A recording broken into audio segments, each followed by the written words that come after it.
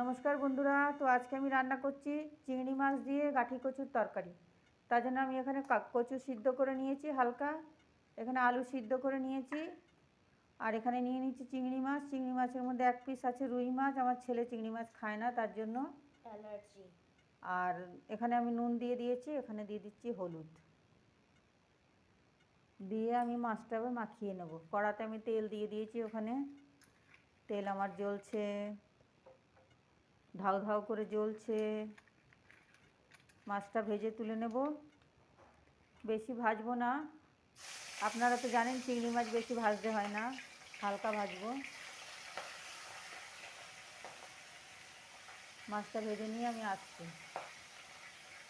ভাজা করছি, দিয়ে দিয়েছি, হালকা ভাজা করে আমি তুলে নেব। হালকা একটু ভেজে তুলে নেব, কারণ চিংড়ি মাছটা আপনারা জানেন বেশি ভাজলে শক্ত হয়ে যায়।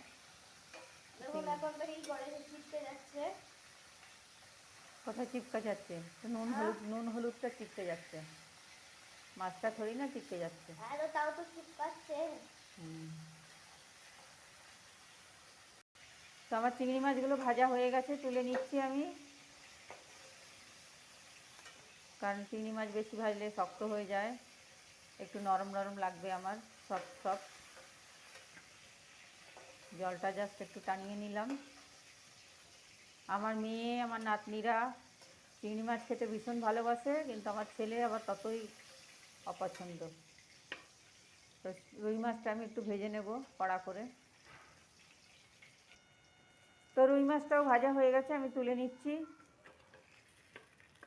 তো আমি এবার তেলের মধ্যে দিয়ে দেবো কিছু ফোড়ন, দিয়ে দিলাম খানিকটা জিরা, আর দিয়ে দেবো খানিকটা কালো জিরাও দেবো, যেহেতু এটা কচুর তরকারি, তো কালো জিরাটা দিলে বেশি ভালো লাগবে স্বাদটা। জিরার সাথে একটু কালো জিরা দিয়ে দিলাম, আর দিয়ে দেবো একটা তেজপাতা ছিঁড়ে, আর দিয়ে দেবো কেটে রাখা পেঁয়াজটা। রসুন আছে দুটো, রসুনটা বাটলাম তখন। পেঁয়াজটাও দিয়ে দিলাম, পেঁয়াজটা আমি হালকা লাল করে ভেজে নেব। আর এখানে আমি বেটে নিয়েছি আদা, রসুন, কাঁচা লঙ্কা, টমেটো, তিনটেকে একসাথে বেটে নিয়েছি অল্প করে। লাল ভাবটা আসেই, তেলে দিলেই চলে আসবে লাল ভাবটা। টমেটো বেশি দিইনি, অর্ধেক দিয়েছি, আধখানা। তো দেখুন আমার পেঁয়াজটা লাল করে ভাজা হয়ে গেছে, তো আমি এখানে মশলাটা দিয়ে দিচ্ছি। এর মধ্যে জিরাও দেওয়া আছে আমার, কাজে আর জিরা দেবো না ফোড়নে, এই বাটা মশলাটা দিয়েও আমি খানিকক্ষণ কষিয়ে নেব। আমার আলু কচু সব সিদ্ধ করে নিয়েছি হালকা করে, সিদ্ধ করতে গেলে ভিডিওটা অনেক লম্বা হয়ে যায়। তো দিয়ে দিচ্ছি হলুদ, আর দিয়ে দিচ্ছি এখানে ধনের গুঁড়ো দিয়ে দিলাম, আর দিয়ে দেবো একটু লঙ্কা পাউডার। যেহেতু এটা কচু, তো কচুতে তো আপনারা জানেন ঝালটা একটু দিতে হয়, তো লঙ্কার পাউডার দিয়ে দিলাম। আর দিয়ে দেবো নুন। নুন আমি এখনও দিইনি, যা মাছ ভাজার সময় দিয়েছিলাম। আর কিছুতেই আমি নুন দিইনি, আলুতেও দিইনি, কচুতেও দিইনি।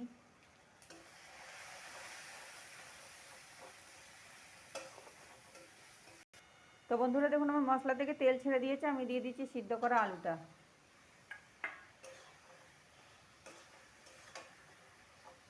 আবার একটুখানি কষিয়ে নেব একটু জল দিয়ে, বাটি ধোয়া জল একটু দিয়ে দিলাম।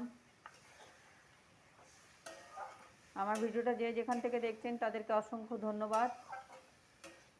এখনও যদি জসমিত সেন্টার চ্যানেলটা সাবস্ক্রাইব না করে থাকেন তাহলে করে দিন, আমি ভিডিও ছাড়লেই যাতে আপনাদের কাছে চট করে পৌঁছে যায়। জসমিত সেন্টার চ্যানেলটা ইউটিউবে আছে, ফেসবুকে নাই।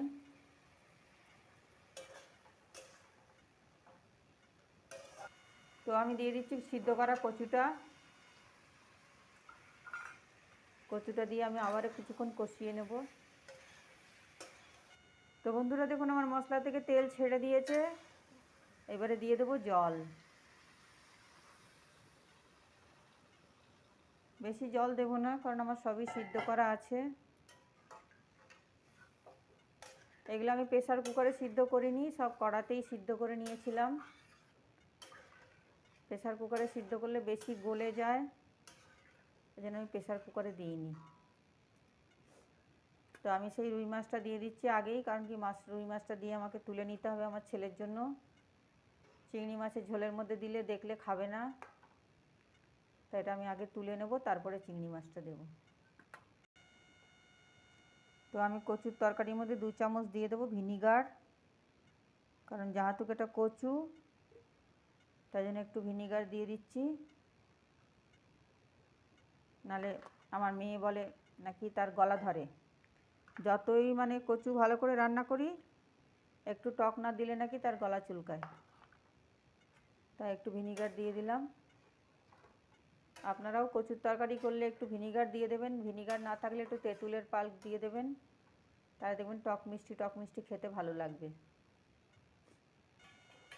তো বন্ধুরা দেখুন আমার ঝোলটা ফুটে গেছে, তাই আমি মাছটা তুলে নিচ্ছি, রুই মাছটা, তারপরে আমি দিয়ে দেবো চিংড়ি মাছগুলো। আর আমি দিয়ে দিয়েছি কটা কাঁচা লঙ্কা আপনাদেরকে দেখানোর আগেই। রুই মাছটা তুলে নিচ্ছি, তো এবার আমি চিংড়ি মাছগুলো দিয়ে দিচ্ছি।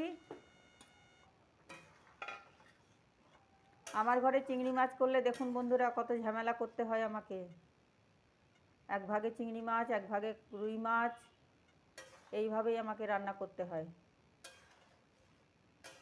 রান্না করতে করতে জ্বালায় জ্বলতে হয়। তো এটা একটু ফুটিয়ে নিয়ে আমি নামিয়ে নেব। তো বন্ধুরা দিয়ে দিচ্ছি একটু চিনি, যেহেতু এটা কচুর তরকারি চিংড়ি মাছ দিয়ে, আপনারা তো জানেন চিংড়ি মাছের রান্না একটু মিষ্টি মিষ্টি হলে ভালো লাগে খেতে, তো একটু চিনি দিয়ে দিলাম।